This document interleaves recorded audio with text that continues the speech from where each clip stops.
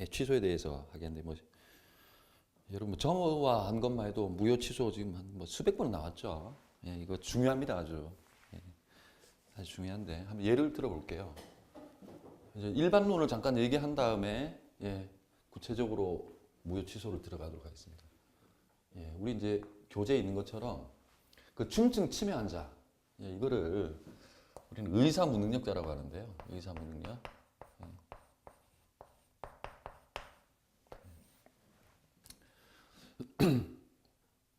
정상적인 자기 행위에 대해서 자기 행위의 의미가 뭔지 예, 정상적인 판단 능력이 없는 거예요. 없는 사람을 의사 무능력자라고 하는데 민법 무효로 하거든요. 예, 자식들이 두 눈 벌겋게 뜨고 살아 있는데 중증 치매 환자가 예, 자기 뭐 간호하던 여자든 아니면 친분에 있던 여자든지 치매 환자임에도 불구하고 증여를 했어요. 증여는 설명했죠. 공짜로 주는 거예요. 예, 대가 없이 무상행위라고 그랬죠. 예, 공짜로 의료한테 넘겼어요. 이건 무효거든요. 의사 무능력자일 때는 예, 이때 무효죠. 예, 무효고요. 취소는 자 갑이 을한테 자 X 건물을 매매 넘깁니다. 넘기는데 우리가 취소 사유 뭐뭐 있었죠? 예, 사기, 강박, 착오. 이제 오늘 이제 그 제한 무능력자라는 거 들어갈 거예요. 예, 이따 자세히 설명을 드릴게요. 예. 미성년자 생각하시면 되는데 예.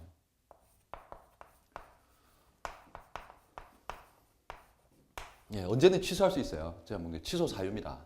예. 이제 무효하고 취소하고 일반론만 간단히 말씀드리면은 무효는 처음부터 효력이 없어요. 예. 법이 원하는 대로 효력을 안 줍니다. 예, 제가 원하는 대로 왜 자꾸 말씀드리냐면은 이 무효와 취소도 법률행위 개념을 전제로 하기 때문이에요.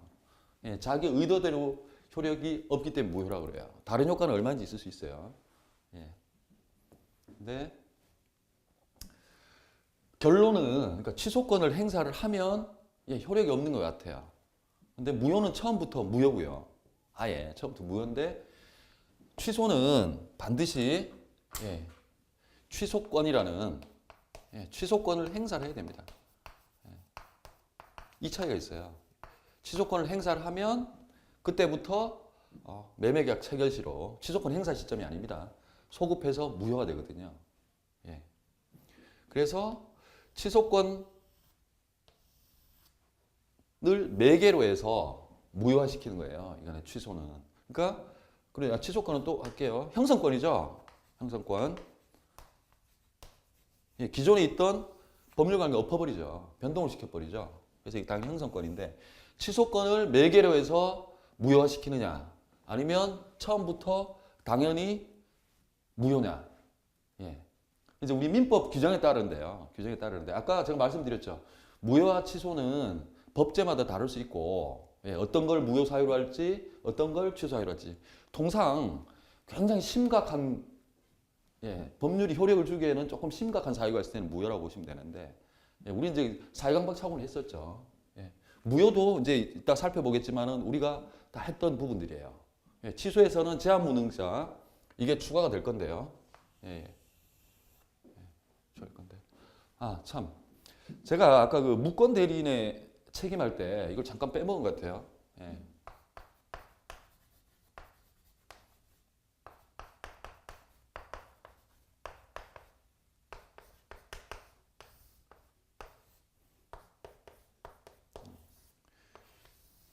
갑이 대리권 받지도 않고 자기가 무권 대리 행위를 했을 때는 예, 갑도 일정한 을에 대해 책임을 져야 되겠죠.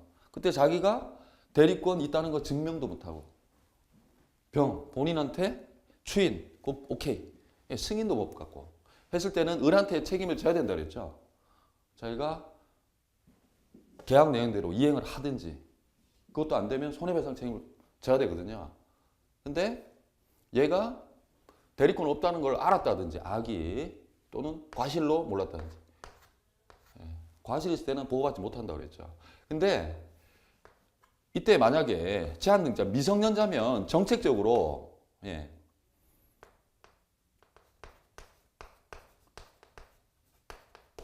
미성년자가 예, 대리권 없이 했다 하더라도 이 상대방은 억울하지만 정책적인 이유 때문에 어른 보호 못 받습니다. 책임 못 묻습니다. 예. 그게 이제 우리 조문에 있는 내용이야. 제가 이 부분을 빠뜨려 먹었네요. 예.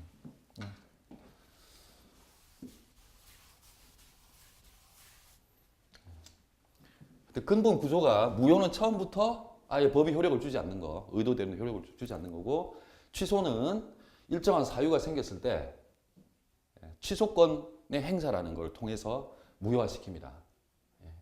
거기에 근본적으로 차이가 있고요. 아까 제가 말씀드렸죠. 우리 옛날 민법에는 착오도 무효 사유였다고. 그렇게 돼 있었다고 해요. 우리 상대적인데 우리한테 사감착은 무조건 시험에 나오니까 아셔야 되고. 그리고 두 번째로 법이 원래 효력을 안 줬기 때문에 그대로 놔둬도 무효예요. 시간이 흐르더라도. 근데 취소는 행사 기간이 있습니다. 이때 우리 제척 기간이라고 취소할 때 자세히 배우겠지만 3년, 10년이라는 행사 기간이 있거든요. 그래서 매매가 2010년에 이루어졌다. 그러면 이때부터 2020년이 돼버리면은 10년이 경과하면은 이 취소권이 있더라도 행사 못합니다. 이런 제한이 있어요, 취소권은. 그리고 또 자기가 사기가 있었다. 속였다. 뭐 차고 있어요. 이것도 자기가 차고 있음을 안 날, 강박을 면한 날, 사기 있음을 안 날로부터 3년 지나면 자기가 취소 사유가 있더라도 취소 못해요. 이 법률관 그대로 받아들여야 됩니다. 확정적으로 유효가 돼요. 그리고 둘 중에 빠른 게 적용이 됩니다. 빠른 게. 한 8년 있다가 알았어요. 8년 있다가. 그러면 이거 기준으로 하면은 그래서 3년 요때 알았으니까 11년째도 행사할 수 있을 것 같지만 둘 중에 빠른 거를 기준으로 해요. 그 법률 관계를 빨리 안정시키려고 그러는 거예요. 맨날 취소권 달아두면 아무래도 불안하겠죠.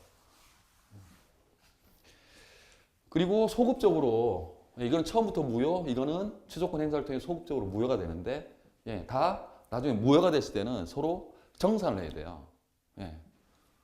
없던 걸로 다뤄야 되기 때문에 서로 소위 부당이득이라고 해서 서로 반환이 돼야 됩니다. 그거는 이제 무효에서 취소해서 기본 구조는 같은데 따로 설명을 드릴게요. 일단 무효 취소 개념은 이렇다는 거고요. 자, 이제 무효, 구체적으로 한번 무효 들어가겠습니다. 무효는 처음부터 무효, 처음부터 효력이 없다 그랬죠. 원하는 대로 이것도 무효도 마찬가지입니다. 법률행위 개념을 전제로 하기 때문에 우리 의도대로 법률행위의 의사표시에 의도대로 법이 효과를 주지 않는다는 거예요. 의도대로 효과는 주지 않는다는 거예요. 그러니까 다른 효과는 줄 수 있어요. 적어도 우리가 의사표시의 내용으로서 거기에 부응하는 그런 법적인 효과는 주지 않습니다. 의도대로 효과를. 처음부터 무효니까 예를 들어서 이게 가장매매라고 칩시다. 가장매매. 우리 이게 소위 통정허위표시. 통정은 서로 짜고 친다는 거예요. 그랬죠? 통정. 서로 짜고 친 거. 무효라 그랬죠? 효력이 없다 그랬죠? 이러면은 갑은 매매계약을 하더라도 처음부터 X 건물을 넘겨줄 의무가 없고요. 을도 매매대금을 청구할, 요구할 권리가 없습니다. 왜냐하면 그냥 무효이기 때문에. 그래서 채무 불이행 문제가 안 생겨요.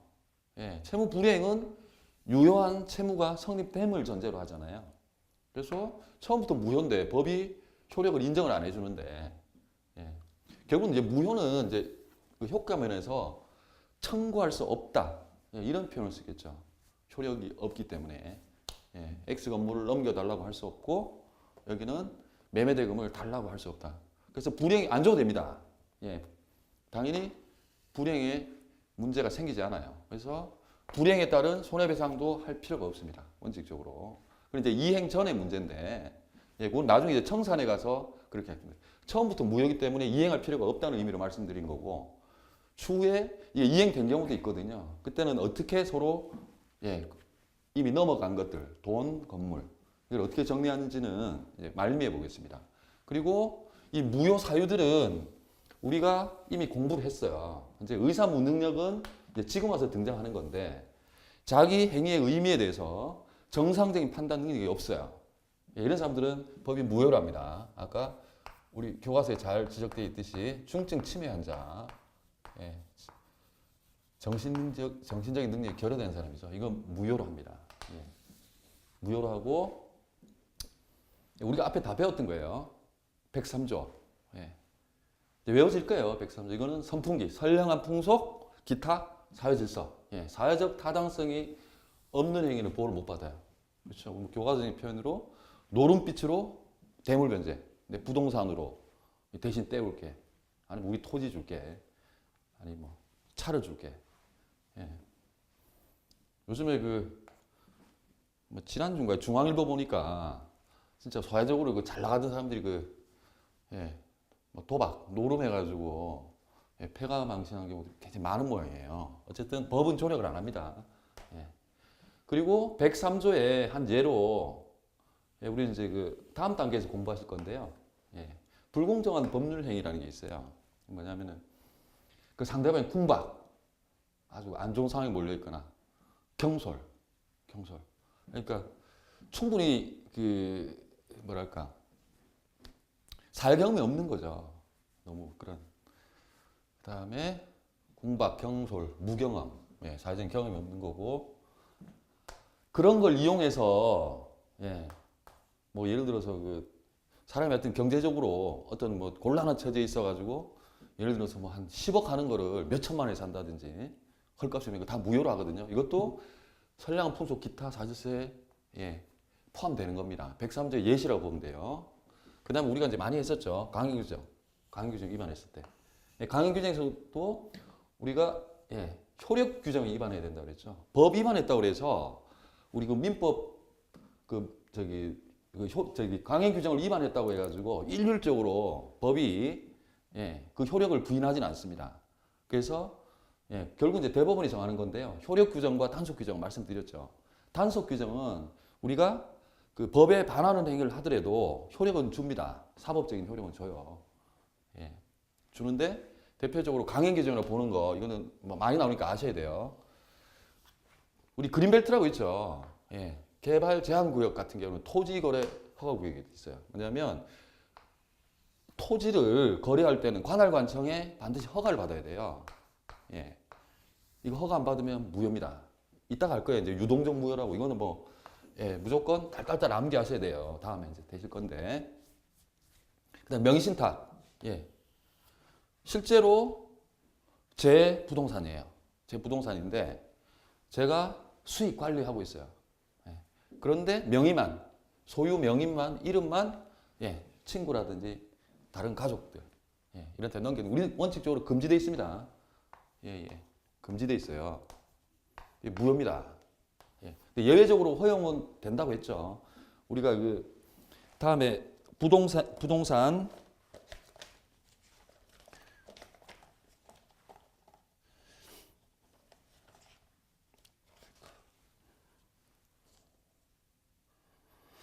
부동산 실권리자 명의 등기에 관한 법률.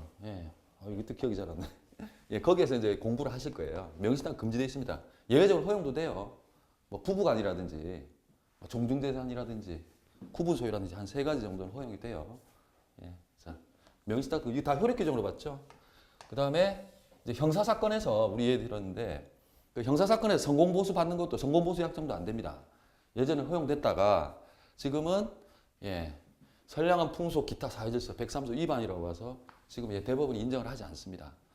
불과 얼마 안 됐는데 벌써 그 다음에 우리가 본 것들 짜고친 통정의 표시는 서로 짜고치기 때문에 법이 보호를 안 한다고 그랬죠. 효력을 안 준다고 그랬죠. 무효입니다. 이것도 무효 사유예요. 그 다음에 비진이 지가 속마음하고 표시하고 달라요. 그럼 원칙적으로 무효로 해야 되지만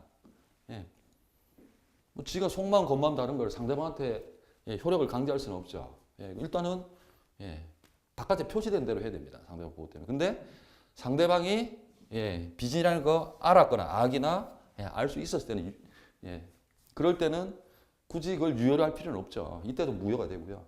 그 다음에 우리가 조금 전에 했던 무권-대리. 그렇죠.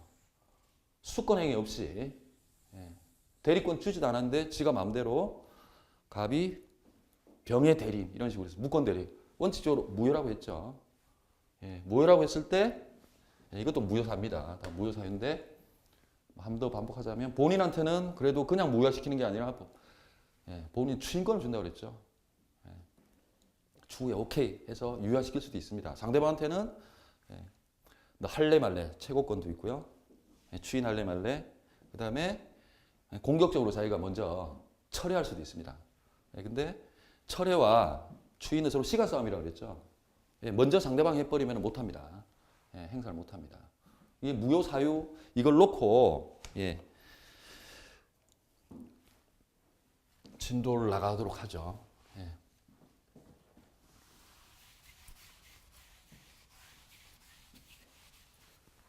자, 종류를 한번 볼게요. 종류. 우리가 나오는 게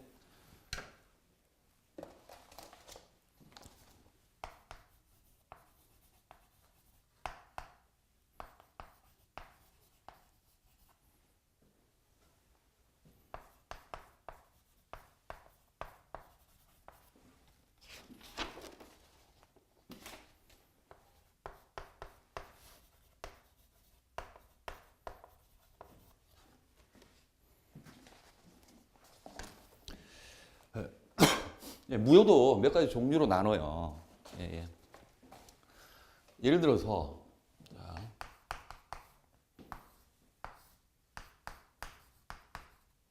엑스토지라고 할까요? 토지가 낫겠네.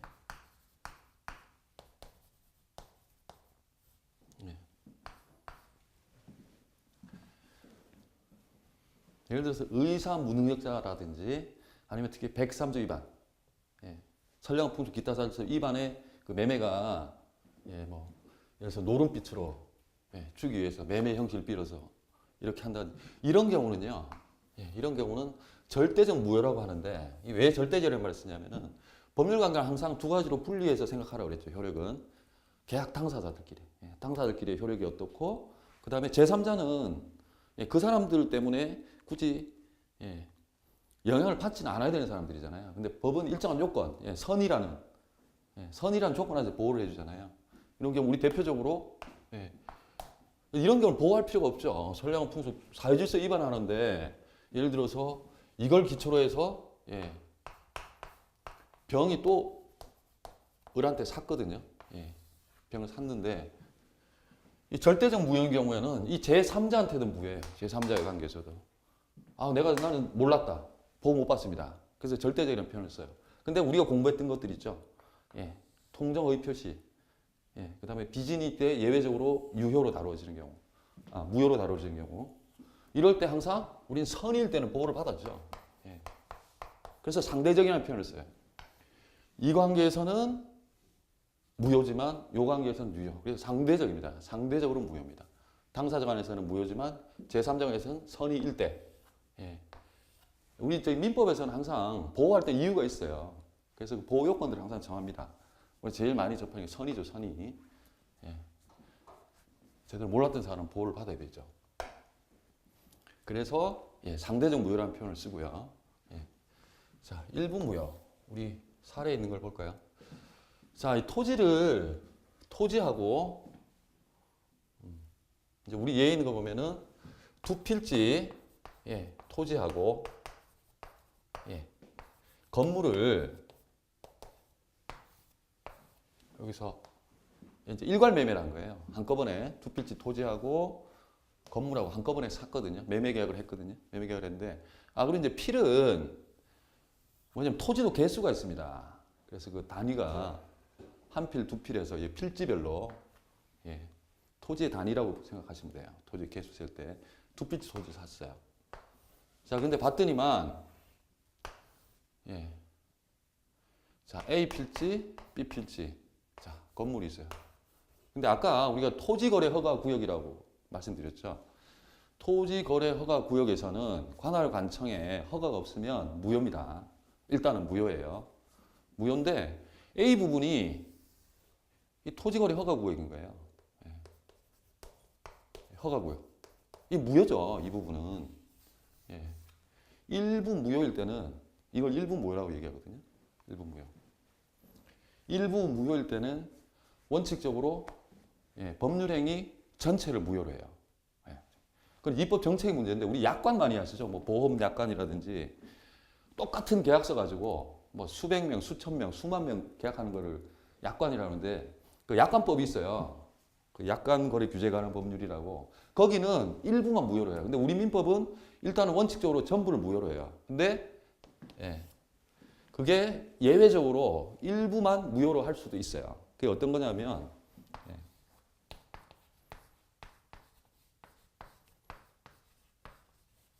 법률 행위가 분리가 될 수 있고 분리 가능성, 그 다음에 예, 가정적 의사. 뭐냐면 나는 무효 부분이 있더라도 가정적이거든요. 예, 무효 부분이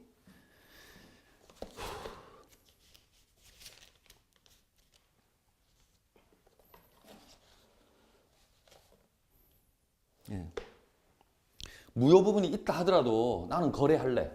거래할래. 이 두 가지 요건만 갖추면 그 부분은 예, 유효입니다. 그래서 일부 무효라고 그래요. 원래 일부 무효는 일부분이라도 법률행위에서 무효면 전체가 무효가 돼요. 민법 원칙에서. 근데 예외적으로 일부만 무효를 할 수가 있어요. 그게 뭐냐면 이렇게 두 개가 만약에 분리가 가능하고 그 다음에 가정적으로 이쪽 부분이 무효를 하더라도 이쪽 부분이 무효를 하더라도 나는 이 부분이라도 할래. 예, 이 부분은 내가 그래도 매입을 할래. 이런 의사가 있다면은 요 일부에 한해서 유효로 나눠진다. 그걸 일부 무효라고 얘기를 하거든요. 일부 무효. 근데 만약에 이 집이 이제 물론 이제 가정적 의사는 여러 가지 상황들을 봐야 돼요. 이 집이 꼭 필요한데 만약에 집이 A 필지에 있다. 그러면 조금 인정하기 어렵겠죠. 예. 자기는 그러니까 토지는 남의 땅이고 집은 지 거고 우리는 그 토지와 예, 그 위에 예, 건물은 별개 부동산으로 다뤄진다고 말씀드렸죠. 예, 우리나라 법제는 그렇습니다. 그래서 이런 경우는 아무래도 인정하기 어렵겠죠. 예. 그리고 유동적 무효를 좀 볼게요. 예. 우리 교과서 158페이지죠. 유동적 무효. 유동적 무효는 일단 수도 없이 반복 토지 거래 허가고요. 그래서 토지 매매입니다. 토지. 토지를 매매하는데 X 토지를 갑이 A들한테 매도를 했는데 매도를 하더라도 이 관할관청에 허가가 있을 때까지는 계속 무효예요. 나중에 결국 허가가 안 나면 허가를 못 받았다. 그럼 이게 확정적으로 무효가 돼요. 확정적으로 무효가 되거든요. 우리나라 의외로 많습니다. 토지거래 허가 구역이 굉장히 많이 있어요. 허가 못 받으면 확정적으로 무효가 되고요. 근데 허가 받을 때까지는 유동적인 상태예요. 일단은 무효지만 나중에 허가를 받았다 하면 그때는 유효가 되거든요. 이때 유효가 되는데 일단은 허가 있을 때까지 무효긴 하지만 무효가 될지 유효가 될지 알 수가 없어요. 그래서 유동적 무효라고 하는 표현을 써요. 유동적 무효. 이런 사례가 또 뭐가 있을까요? 우리 좀 전에 했던 거예요. 무권 대리가 있을 때 본인은 추인할 수 있다고 그랬죠. 대리권 없이 대리했을 때 본인이 추인할 수 있거든요. 대리권 없는 사람이 자기 마음대로 토지를 막 넘겼어요. 넘겼을 때 본인은 추인할 수 있다고 그랬죠. 추인할 때까지는 역시 무효예요. 추인하기 전까지. 이게 또 떠 있는 겁니다. 법률관계가. 그래서 추인 여부에 따라 결과가 달라지죠. 이것도 유동적 무효예요. 유동적 무효. 시험에서는 이게 잘 나오는데 토지거래 허가 구역 내에서는 허가가 있을 때까지는 무효. 유동적 붕 떠 있어요. 확정적이지 않아요. 허가 있을 때까지는. 유효가 될 수도 있어요. 그래서 떠 있는 거고. 무권 대리 때 마찬가지입니다. 추인이 있을 때까지 떠 있는 거예요. 법률적으로 확정적으로 무효가 된 게 아니에요. 추인할 수 있습니다. 추인시키면 또 유효화시킬 수도 있어요. 그래서 유동적 무효라고 얘기를 하거든요. 그리고 거꾸로 유동적 무효라는 표현을 썼는데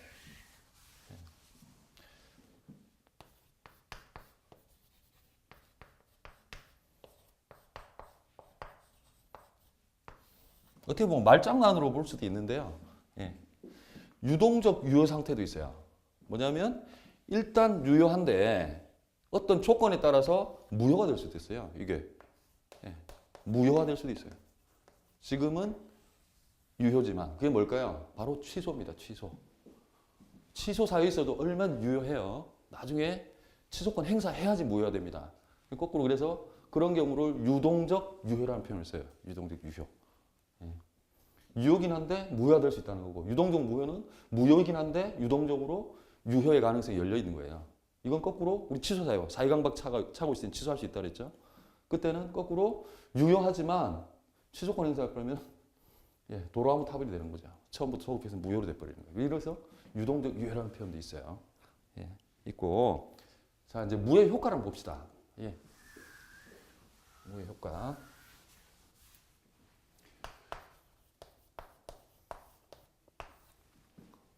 무효는 처음부터 무효고 법률이 자기들 원하는 대로 안 해준다 그랬죠. 그래서 만약에 자 이행했을 때하고 이행 후 한번 봅시다. 자 이행 전 계약만 맺은 상태예요. 계약만 맺은 상태. 자 약간 의사 무능력 또는 103조 위반. 선량 풍속 기타 자질서 위반서 이런 거 있을 때 이행 전이면은 효력이 없기 때문에 갑은 을한테 대금 달라고 할 수 없어요. 을은 갑한테 잔금까지 다 치르더라도 을은 갑한테 토지 넘겨달라고 할 수 없습니다. 이행 전의 문제. 근데 무효인지 모르고 등기까지 넘겼어요. 을한테. 항상 등기까지 해야지 소유권 취득한다 그랬죠. 등기까지 다 했어요. 무효임에도 불구하고 등기까지 다 쳐서 넘겨버렸어요. 대금도 다 받고. 이러면 어떻게 돼요? 무효기 때문에 되돌려놔야 됩니다. 이게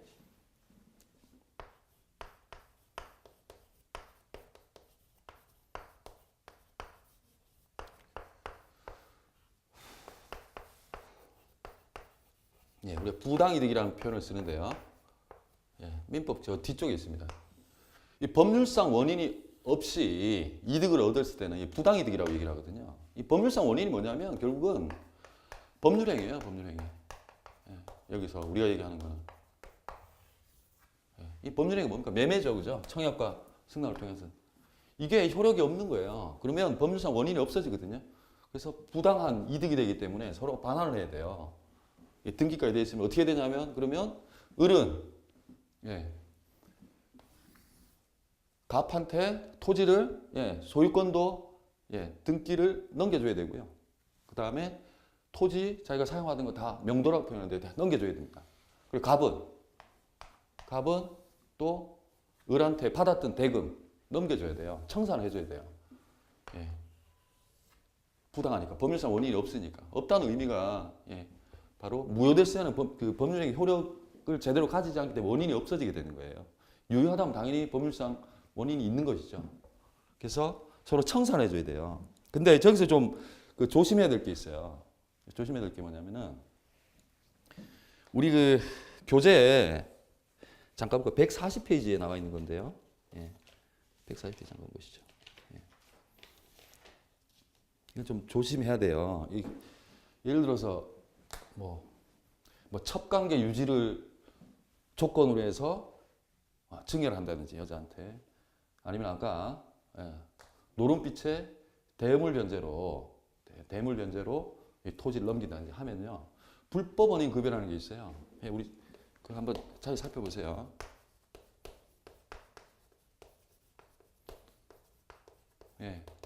이것 때문에 103조 위반일 경우에 사회적 타당성이 없는 행위일 경우에는 이게 넘겨줄 필요가 없어요. 법이 보호를 안 해줍니다. 이 경우는 좀 조심해야 돼요. 이거는 일반론을 말씀드린 거고 기존에 있던 거 다 되돌려야 된다는 거를 말씀드린 거지만 불법 원인 경우 103조 위반 사회적 타당성이 없는 행위를 할 때는 법이 조력을 안 합니다. 그래서 청산이 안 돼요. 저 경우는. 저 부분 조심하시고 취소 여태까지 우리가 다 봤던 거예요. 봤던 개념인데 이게 사기 강박 착오는 살펴봤죠. 사기가 있거나 강박이 있거나 사고가 있을 때. 물론 중요한 부분이어야 되고 중대한 가실이 없어야 되지만 이 경우 취소할 수 있다고 그랬죠. 취소와 무효가 본질적으로 다른 점은 제가 말씀드리죠. 이거는 그냥 유효예요. 원칙적으로 유효인데 반드시 취소권이라는 게 등장하게 돼 있어요. 하나의 무기를 주는 거예요. 그러니까 일방적으로 자기가 유효하던 법률관계를 엎어버릴 수가 있는 거예요. 무효가. 일방적으로 형성, 당연히 형성권이죠. 이제 아시겠죠? 법률관계를 형성시킬 수 있는, 변동시킬 수 있는 권리예요. 취소권을 매개로 합니다. 취소권은 매개로 해서 기존의 법률관계를 엎어버리죠.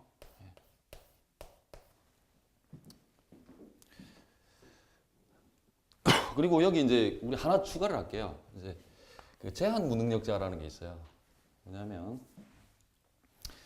그 행위 능력이라는 게 있는데 행위 능력이 뭐냐면 유효하게 법률 행위를 할 수 있는 능력인데 이제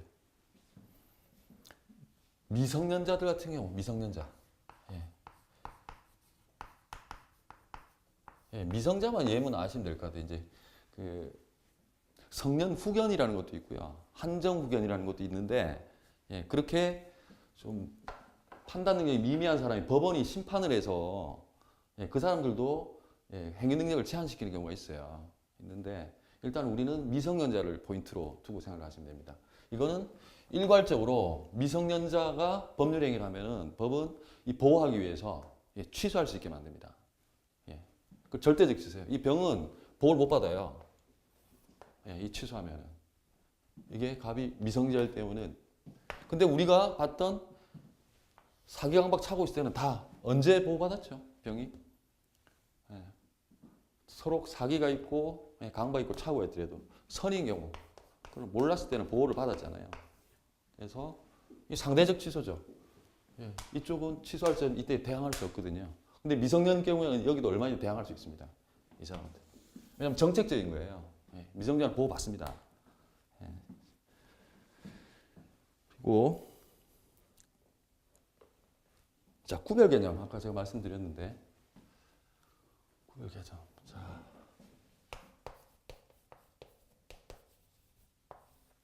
철회, 해제. 우리 아까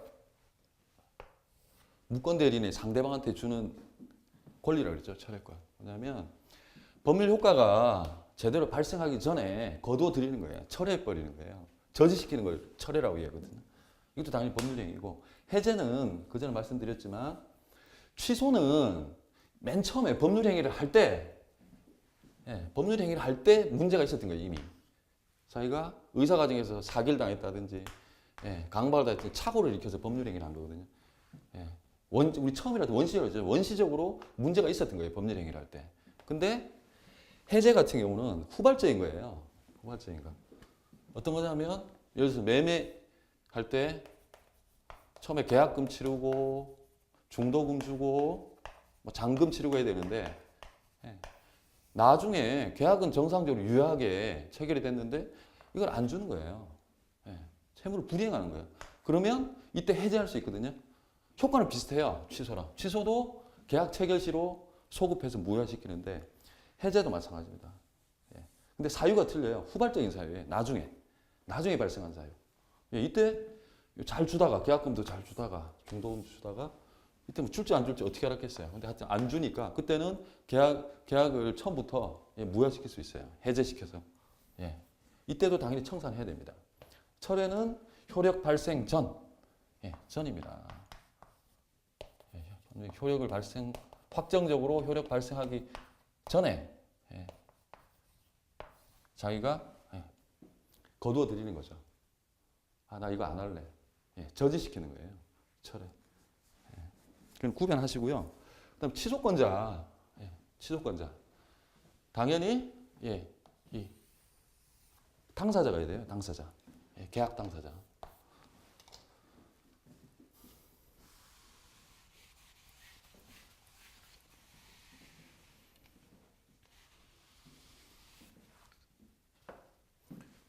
계약 당사자가 할 수 있고요. 그리고 미성년자, 제한 무능력자인 경우에는 누가 할 수 있냐면 법정 대리인.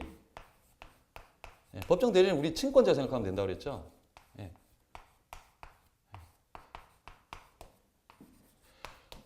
친권자는 부모랑은 좀 다른 겁니다. 미성년인 자식이 있을 때만 친권자라는 표현을 써요. 예, 자식 나이 먹으면 친권자 아닙니다. 그냥 부모입니다. 부모. 법률적인 용어예요. 예, 당연히 법정 대리인이 됩니다. 예, 법정 대리인도 당연히 취소할 수 있어요. 예, 자기 자식이 중학교 다니고 고등학교 미성년자인데 법률행위 있을 때는 취소할 수 있습니다. 그리고 당사자는 당연히 할 수 있고요.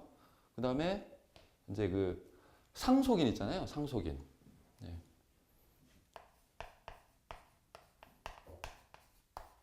상속인은 당사자와 동일하다고 보시면 돼요. 예, 똑같습니다. 예. 뭐 자식들이 있다. 그러면은 그대로 동일이라고 보면 돼요. 포괄적으로 승계되거든요. 그리고 조문에 있는 내용이에요. 이게 몇 조지?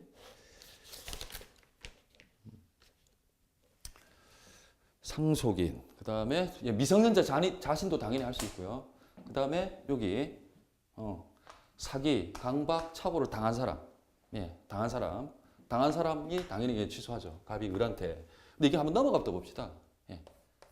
병한테 또 넘겨줬어요. 예, 매매를 통해서 우리 병한테 넘겼거든요. 그러면 갑이 병한테 취소의 의사표시를 할 수 있을까요? 예, 원칙 안 됩니다. 을한테 해야 돼요, 취소는. 예. 취소의 상대방이라고 표현을 하는데, 병은 단순히 이 목적물, X 토지의 양수인에 불과해요. 양도 받은 사람, 받은 사람이죠. 왜냐하면 이 취소권이나 해제권 이런 것들은요, 계약 당사자만 가집니다. 계약 당사자. 조금 어려운 개념인데요. 계약 당사자나 계약 당사자 동일시할 수 있어요. 그 뭐냐면 실질적으로 서로 권리 의무를 부담하는 관계에 있을 때만 행사할 수 있어요. 단순히 목적물만 가진 사람이잖아요. 직접적인 갑과 병은 권리 의무 관계가 없죠. 계약 당사자가 아니죠. 그래서 취소 의사표시를 할 때는 을한테 해줘야 돼요. 을한테. 병한테는 안 됩니다.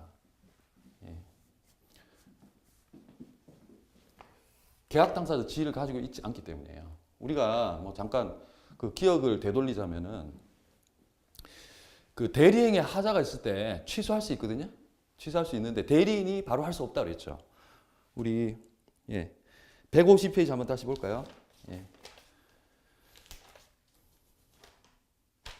150페이지의 밑부분에 취소권이 대리행위에 하자가 있어서 예를 들어서 뭐 대리를 통해서 했을 때 취소권이 발생하는데 대리인이 가지는 게 아닙니다. 그 취소권도 하나의 법률 효과이기 때문에 갑한테 귀속이 돼요.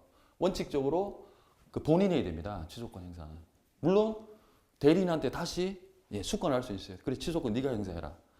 권한을 줄 수는 있는데 한번 상기하시고 무효와 취소의 결정적인 차이점 중에 하나가 아까 말씀드렸듯이 무효는 처음부터 당연 무효이기 때문에 행사 기간이라는 게 별게 없어요. 별도로 없거든요. 없는데 취소는 취소권이라는 형성권 행사를 통해서 소급적으로 무효시키는 그런 제도거든요. 그런 취소권 그런 제도인데 이 경우는 취소권은 행사할 수도 있고 안 할 수도 있어요. 그죠? 행사 안 하면 그대로 유효되는 거예요. 근데 법률관계 불안정하니까 제척기간이라 그래서 3년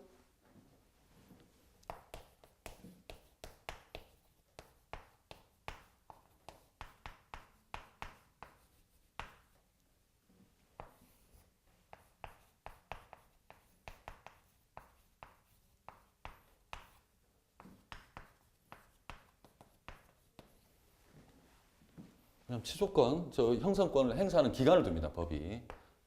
그래서 만약에 2010년 1월 1일 날 계약을 체결했다면은 법률행위 있은 날, 이 매매계약이 있은 날로부터 10년, 2020년 1월 1일이면 소멸돼요. 행사 못 합니다. 그리고 추인할 수 있는 날로부터 3년이라는 게 있는데요. 이때 추인은 추후 승인, 여기서 이제 추후 승인은 취소권의 폭입니다. 추인한다는 의미 자체가 포기할 수 있는 날로부터 이게 언제냐면 그래서 미성년자 있잖아요. 제한무능자 같은 경우는 성년이 된 날로부터 지금 한 17살이다. 아, 몇 살이야? 한 17살이다. 지금 성년이 19세죠. 예, 2년은 지나야 2년 그때부터 성년이 된 날. 그러니까 19세 되고 나서 길어봐야 3년. 요 3년 이내는 무조건 행사해 줘야 돼요. 그럼 몇 살이야? 19. 22세죠. 22세 때까지는 행사를 해야 됩니다. 이런 제한이 있어요. 취소권이라 막강한 권한을 줬기 때문에 그래요. 행사 기간이죠. 행사 기간이 있어야 됩니다. 제척 기간이라고 얘기하는데 취소권은 무효는 없어요. 무효는 처음부터 무효이기 때문에. 근데 취소권은 이런 행사할 수 있는 권한을 줬음에도 불구하고 이 기간에 안 하면 소멸됩니다. 법률관 그대로 확정이 돼요. 이래서 뭐 여기 추인할 수 있는 날부터 3년이라고 말씀드렸는데 10이라고 돼 있네. 이때 뭐 사기나 강박을 면했을 때부터 3년, 아니면 사기당했다, 아니면 차고에 빠졌다는 걸 알았을 때부터 3년 내내 행사줘야 돼요. 그리고 이건 차이가 있을 수 있거든요. 무조건 빨리 지나가면 하나 소멸합니다. 무조건 소멸해요. 빨리 법률관계 확정시키려고 해요.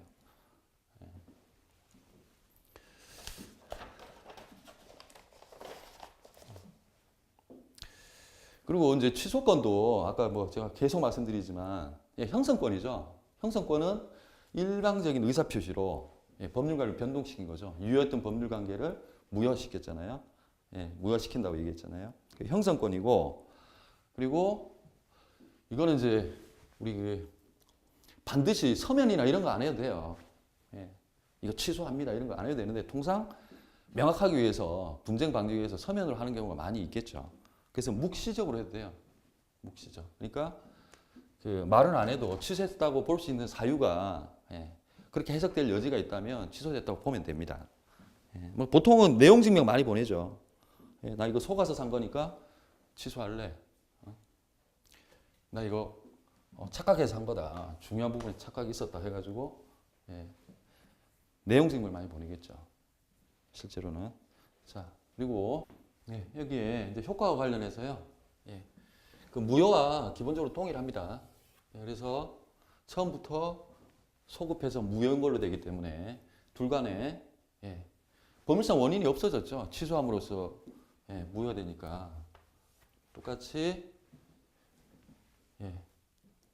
갑은 을한테 대금 반환해 줘야 되고요. 반환해 줘야 되죠. 그다음에 거꾸로 을은 토지도 명도 돌려줘야 되고 등기도 말소해 줘야 될 의무가 있습니다. 이행됐을 때. 그건 같은데 이제 반환범위 우리 이제 시험범위에 직접 관련된 건 아닌데요. 이게 민법 748조에 있거든요. 부당이익 편에 있는데 이때 선의와 악의를 구별해서 해요. 뭐 취소 원인을 알았는지 몰랐는지 구별해서 하는데 좀 조문 내용은 아셔야 돼요. 자, 선의는 현존이익이 이익이 현존하는 한도죠.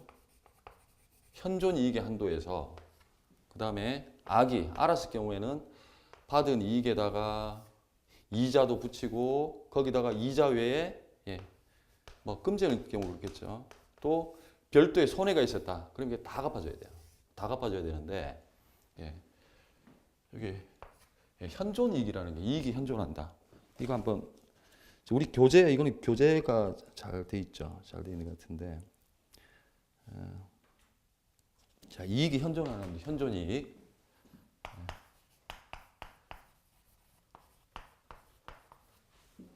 우리 교재대로 미성년자가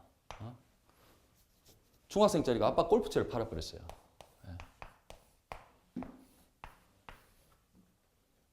골프채를 한 50만 원 했다고 그랬을까요?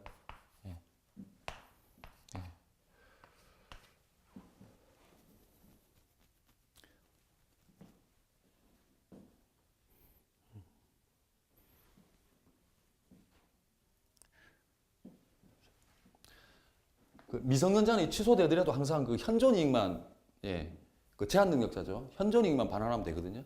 근데 50채 뭐가 현존이익인지 한번 살펴보기 위한 거예요. 예를 들어서 50만 원에 을한테 그냥 골프채 팔아버렸어요. 미성년자는 제한 능력자이기 때문에 언제든지 법률적인 취소할 수 있다고 했죠. 근데 미성년자는 특례가 있어요. 이 사람 미성년자는 항상 현존 이익만 반환하면 돼요. 현존 이익만. 이 사람은 다른 기타 부분 이자나 손해나 이런 거 할 필요 없습니다. 항상 선의자들이 모르는 사람들이 반환한 거와 같은 것만 반환하면 되죠. 이 현존 이익 보면은 예를 들어서 얘가 그 50만 원을 뭐 게임 한다고 쓴다든지 뭐 유흥비로 쓴다든지 뭐 조숙해서 술값으로 쓴다든지 이 소비해 버리잖아요. 그러면 쓴 돈 빼고 나머지만 돌려주면 돼요. 나머지만 이걸로 한 30만 원 썼다. 그럼 20만 원만 돌려주면 되거든요. 법률이익 취소하면. 근데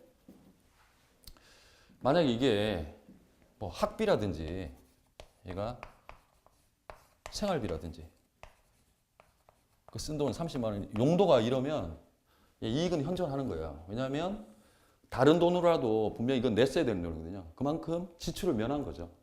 면했기 때문에 이건 현존이익으로 봐요. 오히려 좀 역설적인데 그냥 막 써버리면 반환을 안 해도 되는 그런 구조입니다. 그래서 근데 뭐 이런 법률까지 아는 중고등학생 많지 않겠죠. 아 그럼 좀 쉬어도 돼요.